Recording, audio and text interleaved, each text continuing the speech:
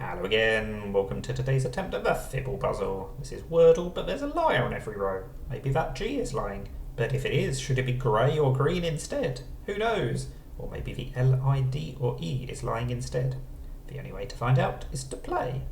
And it's auto-populated that first guess, and I'm going to make use of the G and the E by keeping them there and seeing what we learn. What we've learned is that the G has changed colour, so probably it was lying there, to be fair.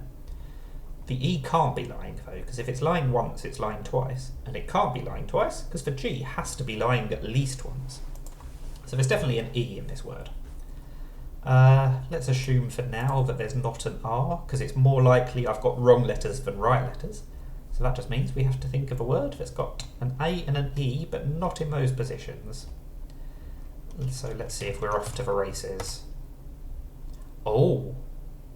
That is very interesting.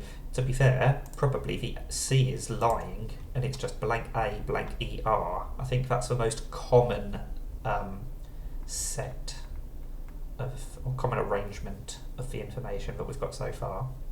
So how about baker? Interesting. So that A is definitely lying, which means it is blank A, blank ER, and my previous assumptions were correct. So what are we going to try instead? We're kind of running out of good letters. Payer. Again, the E is lying there, which means we've ruled out the P and the Y. We could use the C. I need to remember that. It's lying here, but it could be lying because it's actually a yellow C. So we could have the C in first. But I think there's other more likely options. We'll try wafer. I couldn't think of a more common word that started with the C, that's why I said wafer was more common. It's definitely a more common word, even though it used slightly less common letters.